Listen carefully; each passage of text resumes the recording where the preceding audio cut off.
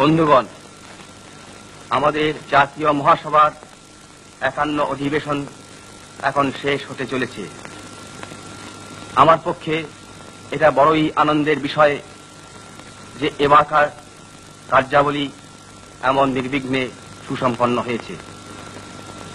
আমি যখন হরিপুরায় রওনা হই তখন অনেকের মনে এরকম আশঙ্কা দেখা দিয়েছিল যে হয়তো হরিপুরায় গত সুরাট কংগ্রেসের পুনরভিনয় হতে পারে, কিন্তু এটা আমাদের পক্ষে বড়ই সুখের কথা যে ভগবানের আশীর্বাদে সেই সমস্ত আশঙ্কা অলীক প্রতিপন্ন হয়েছে।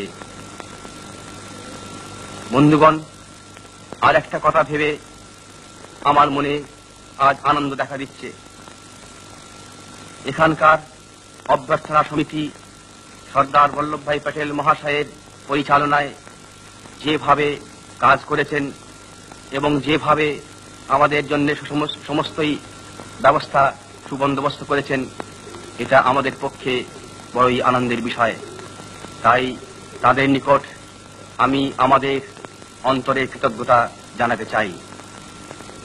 এতদ ব্যতীত এখানকার স্বেচ্ছাসেবক ও স্বেচ্ছাসেবিকারা যেভাবে অক্লান্ত পরিশ্রম করে আমাদের সেবা করেছেন তাতে আমরা তাদের কাছেও কৃতজ্ঞ। সর্বোপরি এটা আমাদের পক্ষে পরম আনন্দের এবং গৌরবের বিষয় যে মহাত্মা গান্ধী এখানে সশরীরে উপস্থিত থেকে তার আশীর্বাদ ও প্রেরণা আমাদের দিয়েছেন। বিজ্ঞান আমাদের কাজে সহায়তা এখানে করেছে এবং আমি আশা করি যে ভবিষ্যতে আমরা আমাদের প্রচার কার্যে ফিল্ম এবং রেডিও সাহায্য আরো বেশি নেব। সর্বশেষে আমি আপনাদের কাছে আমার অন্তরে নিবেদন জানাতে চাই। সে নিবেদন হচ্ছে এই যে আমাদের জাতির ব্রত এখন উদযাপন হয়নি, আমরা এখনো পরাধীন।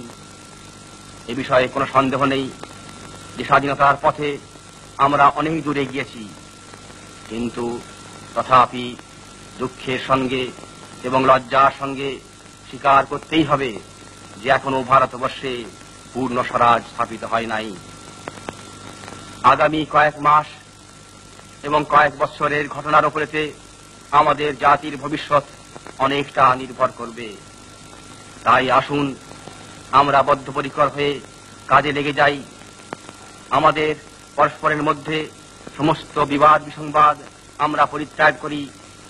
আমরা সকলে এক প্রাণ হয়ে দেশের সেবায় আত্মনিয়োগ করি এবং স্বাধীনতা লাভের জন্য অগ্রণী হয়ে আমার সামনেই চলি।